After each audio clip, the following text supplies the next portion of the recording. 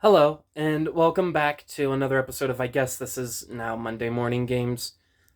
My weekends have been getting busier, and I'm not sure why I haven't been able to find time to record, but I guess that's where I'm at, not being able to find time to record.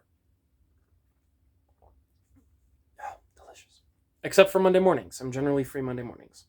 I don't know when I'm going to be able to upload this, and there's not going to be a a predictions video because I'm still working through Arceus.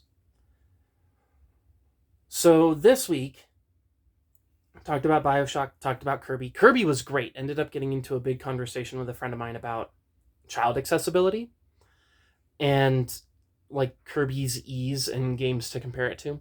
And now this week, I'm going to be talking about Captain Toad.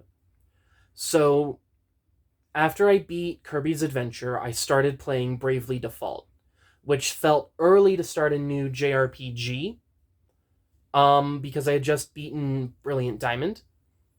And I ended up with a copy of it and said that after I beat Bioshock I was going to start.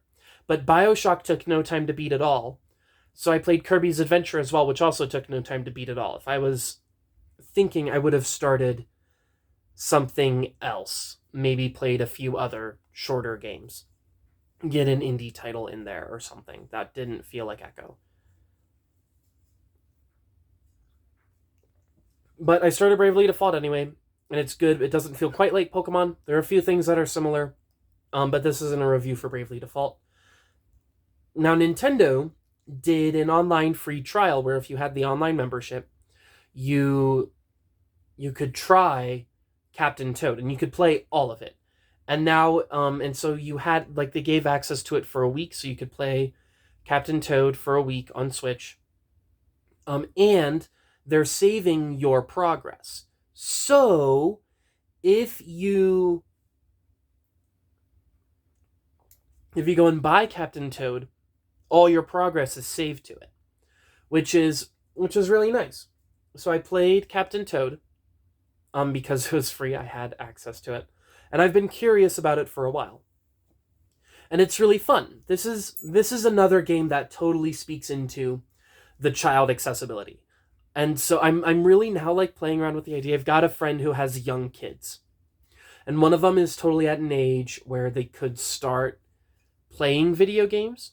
And so I'm curious to ask my friend about getting like seeing if his kid would want to play video games for this channel so I could watch and see what types of games like she has problems with, and then like she's got a younger sister who it would be really young.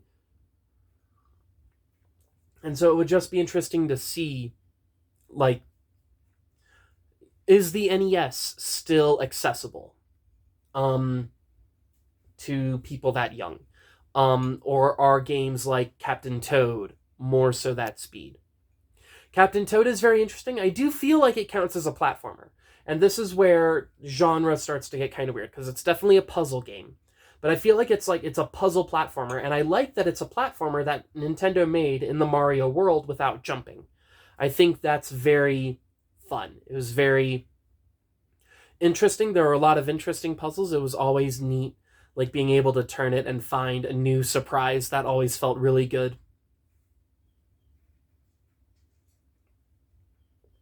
And it was charming. It was one of the most charming games I've ever played. Nintendo is still bringing it with their character based charm. I think that it like I sincerely believe everyone should have taken should have taken advantage of that free trial if they've not played Captain Toad before. Because it's cute, it was easy, it was great. It was a great little diversion for the time that I played it. The only downside to Captain Toad is Captain Toad does is built in a format that isn't conducive for how I play video games and how I run this channel.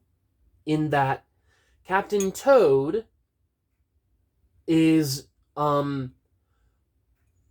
it's skill progression based for a puzzle, which means it's one of those games where you have to have enough diamonds in this case to get to the next level. And so enough diamonds means in every level there are 3 diamonds. And so you get to a point where, like, you need 20 diamonds. And you've played, like, 10 levels. So you've needed to find, like, 2 in every level about. And eventually you progress, and finding diamonds is a lot harder. And you get to a point where I would have to play a level over and over and over again in order to find a diamond.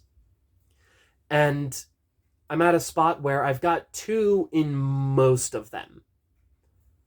3 in a few, 1 in a few, but mostly 2.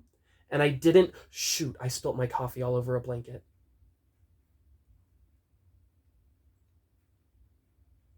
That was almost my whole cup of coffee.